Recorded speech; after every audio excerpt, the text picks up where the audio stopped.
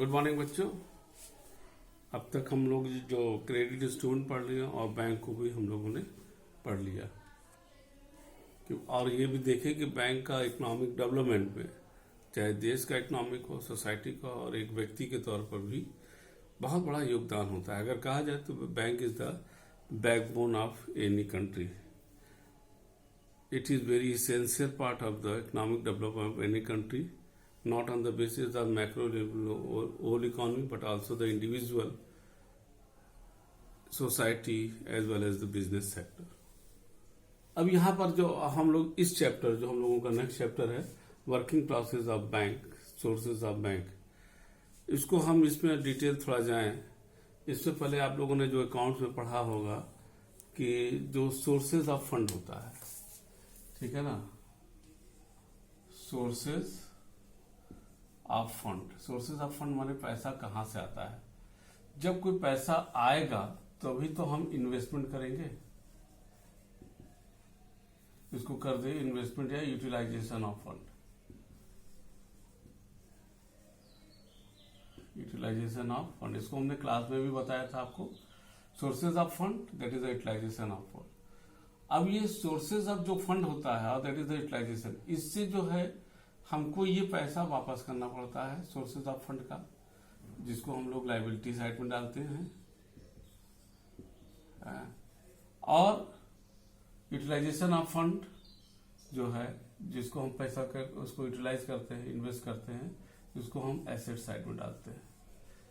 ये हम लोगों ने उसमें पढ़ा था। अगर देखा, इसीलिए कहते हैं liability is equal to assets. ये एक बहुत ही प्रचलित है। तो बैंक के संदर्भ में भी यही लागू होता है। बैलेंस शीट बन जाएगा तुम्हारा लायबिलिटी और इधर एसेट्स। अब बैंक में जो लायबिलिटी साइड होता है, जो हम पैसा लेते हैं, क्योंकि अगर पैसा आएगा तभी तो हम उसको यूटिलाइज करेंगे, कहीं इन्वेस्ट करेंगे, फिक्स एसेट्स या कुछ भी जो हमारा नेक्स्ट चैप्टर में है उस पर हम लोग पढ़ेंगे इन्वेस्टमेंट। अब जो इसी पर है utilisation of fund. Sources of fund जो लायबिलिटी साइड आदमी आता है, अगर हम रिगार्डिंग द बैंक बात करें तो सबसे पहला हमारा सोर्सेज होता है शेयर कैपिटल,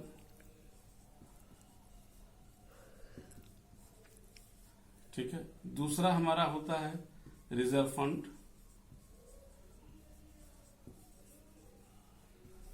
तीसरा होता है हमारा डिपॉजिट, चौथा होता है हम बैंक जो है जो लोन लेता है, और पांचवा होता है क्रेडिट क्रिएशन।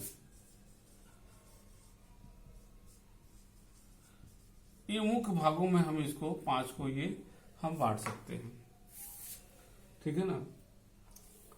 अब इसमें से आज हम लोग दो चीज पढ़ेंगे यहां पर, शेयर कैपिटल और रिजर्व फंड, और कल की क्लास में हम लोग पढ़ेंगे डिपॉजिट और लोन, और तीसरा जो हमारा होगा क्रेडिट क्रिएशन।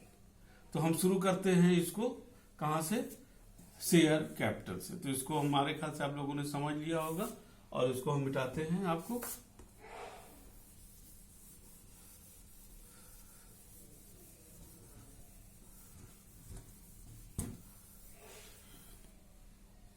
अब जो शेयर कैपिटल होता है सबसे पढ़ा था, क्योंकि किसी भी हमने एक पढ़ा भी था इंडियन बैंकिंग रेगुलेशन एक्ट, ये इसी से हमारा इंडियन बैंकिंग रेगुलेशन एक्ट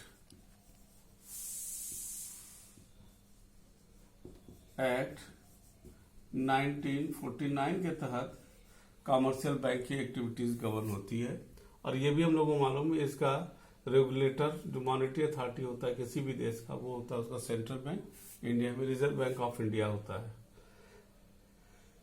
सबसे पहला ये भी है कि आपने कंपनी लॉ में पढ़ा भी होगा कि सबसे पहला जो कोई भी बिजनेस स्टार्ट होता है उसका सबसे मूल तत्व होता है that is the share. Without having the share no business, no corporate sector can be start. यहां पर ध्यान देना, इंडिया में जो है हमारे जितने भी कॉमर्शियल बैंक है वो ज्वाइंट स्टॉक कंपनी के फॉर्म में ही लागू होते हैं। यहां हम एक चीज बता दें, कोई भी बिजनेस होता है वो उस पर दो लॉ लागू होता है। एक नेचर ऑफ बिजनेस और एक होता है तुम्हारा फॉर्म ऑफ ऑर्गेनाइजेशन। जैसे कॉमर्शियल बैंक होता है, नेचर ऑफ बिजनेस इसका है बैंकिंग, उस हिसाब से लागू होता है इंडियन बैंकिंग रेगुलेशन एक्ट 1949। और फॉर्म ऑफ ऑर्गेनाइजेशन है, हाँ, ये ज्वाइंट स्टॉक कंपनी, इस पर लागू होता है इंडियन कंपनीज एक्ट 2030 प्रेजेंट में। यहां पर हम लोग चूंकि बैंक के बिजनेस से संबंध में बात कर रहे हैं, तो यहां पर लागू होता है इंडियन बैंकिंग रेगुलेशन एक्ट 1949। किसी बैंक को जो है वहां पर उसको करना पड़ता है। इसमें कई कैपिटल होता है, जैसे आपको बता दें अथराइज कैपिटल। अथराइज कैपिटल क्या होता है, आपने कंपनी लॉ में पढ़ा होगा। अथराइज कैपिटल वो होता है जिसको जो है मेमोरेंडम ऑफ एसोसिएशन में वो लिखा होता है। और अगर यह है अथराइज कैपिटल, अथराइज कैपिटल जो मैक्सिमम वो कैपिटल होता है जो कोई भी ऑर्गेनाइजेशन कॉर्पोरेट सेक्टर अपने होल लाइफ नॉर्मल कोर्स में वो इशू कर सकता है, लेकिन एक साथ इशू नहीं करता है। उसके बाद वो इशू करता है, जो इशू करता है उसको कहते हैं इशूड कैपिटल। मान लीजिए 100 रुपया का अथराइज कैपिटल था, तो उसने 50 रुपया का इशू किया, तो उसको इशू कैपिटल करते हैं। उसके बाद जो लोग पैसा लेते हैं उसको हम लोग सब्सक्राइब कैपिटल बोलते हैं। जो लोग उसको पैसे, जो कैपिटल इशू किया, शेयर इशू किया गया है, जो लोग उसको आवेदन करते हैं, जिनको शेयर अलॉट होता है, उसको कहते हैं सब्सक्राइब कैपिटल। और चौथा होता है पेड अप कैपिटल, जिसमें जो है जो लोग जो इशू किया गया था उसमें से जितना पैसा एक्चुअल में मिलता है उसको कहते हैं पेड अप कैपिटल। ये हम लोगों ने पढ़ा भी था।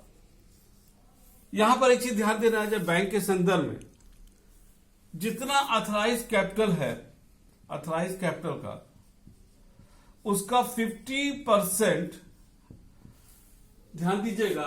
अथराइज कैपिटल का आप किताब में देख भी लेना, जो हमारा रिजर्व फंड वाला पॉइंट है, सॉरी शेयर कैपिटल का, उसमें देखो लिखा है the issued capital can not be less than the half of the authorise capital. यानी अथराइज कैपिटल का 50% क्या होगा, इशूड कैपिटल, और इशूड कैपिटल का 50% होगा paid up capital. It is essential for each and every bank to keep such amount in this manner in the form of the capital. Authorized capital का 50% issued capital और issued capital का 50% होता है paid up capital। ये बहुत ही essential part है और इसको इंडियन बैंकिंग रेगुलेशन एक्ट 1949 के तहत ये हमारा होना बहुत जरूरी होता है।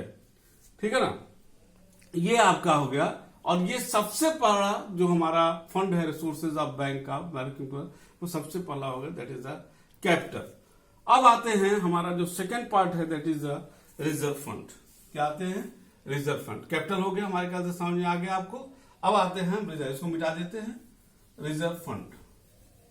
रिजर्व फंड क्या होता है, आप लोगों ने अकाउंट में पढ़ा भी होगा। रिजर्व फंड, पहले बात रिजर्व क्या होता है। रिजर्व एक एप्रोप्रिएशन वाला अमाउंट होता है, प्रॉफिट होने पर हम इसको क्रिएट करते हैं। जैसे दो शब्द होता है, प्रोविजन एंड रिजर्व।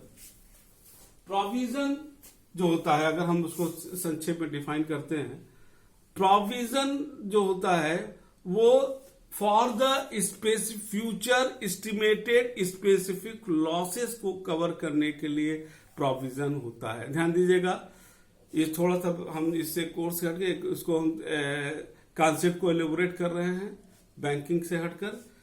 प्रोविजन का मतलब होता है इफ फॉर फ्यूचर एस्टिमेटेड, ध्यान दीजिएगा, फ्यूचर एस्टिमेटेड लॉसेस को कवर करने के लिए।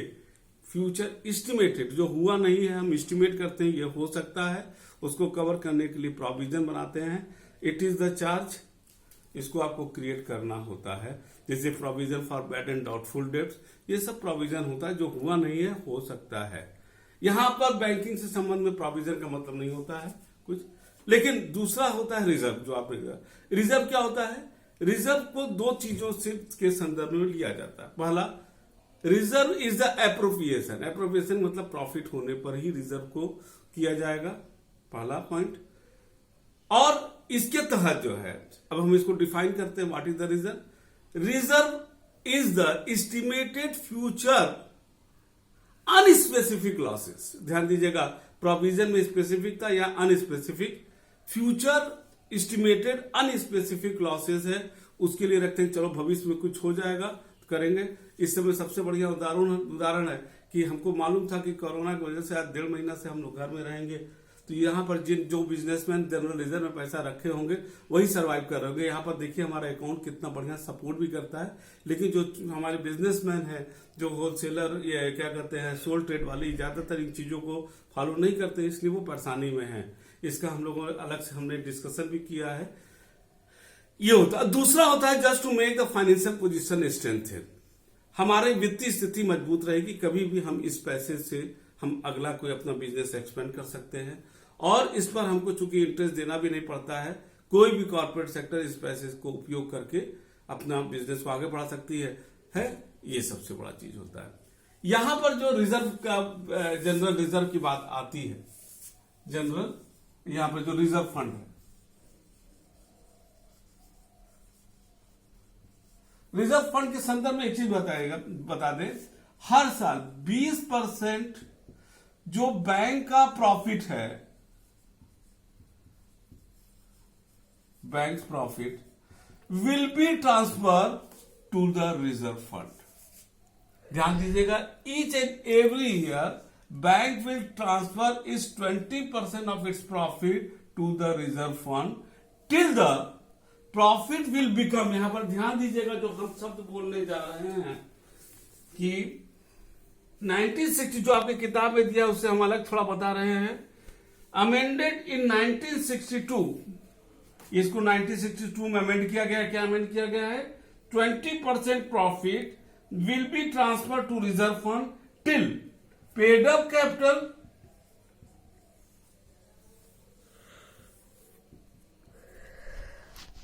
एंड रिजर्व फंड ये इक्वल ना हो जाए 60% ऑफ डिपॉजिट।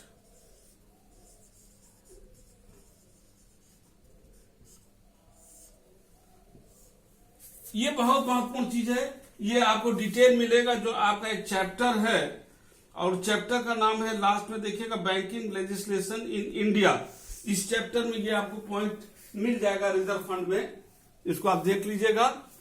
फिर से हम बोल रहे हैं 1962 में जो बैंकिंग रेगुलेशन एक्ट को अमेंड किया गया था, उसके तहत जो भी बैंक का डिपॉजिट है उसका 60% पेड अप कैपिटल, ध्यान दीजिएगा, paid up 60% paid up capital और प्लस रिजर्व फंड, यानी कि 20% प्रॉफिट हर साल ट्रांसफर होगा जब तक कि 60% डिपॉजिट जो है वो पूरा ना हो जाए उसका, यानी पेड अप कैपिटल और रिजर्व फंड मिलाकर के 60% डिपॉजिट हो जाना चाहिए। अब इसको ऐसे एग्जांपल में लीजिए, हमारा 500 रुपया मान लीजिए डिपॉजिट है, इसको एग्जांपल के लिए 500 रुपया डिपॉजिट है बैंक का, इसका 60% 300 हो गया, कितना हो गया 60%?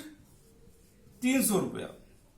अब 300 रुपया में मान लीजिए 100 रुपया आपका कैपिटल है, जो भी हम लोगों ने पढ़ा। इसका मतलब अब हमको 300 पूरा करने के लिए 200 चाहिए, 300 पूरा करने के लिए। अब 20% प्रॉफिट, यानी कि हर साल 20% प्रॉफिट तब तक ये होता रहेगा जब तक कि जनरल रिजर्व में ये 200 रुपया ना आ जाए, यानी कि टोटल 300 हो जाए। ये बहुत महत्वपूर्ण चीज है। 60% ऑफ टोटल डिपॉजिट ये हो जाएगा आपका paid up capital plus reserve fund, ये कंप्लीट हो जाना चाहिए 60% ऑफ डिपॉजिट पेड उसका, ठीक है ना।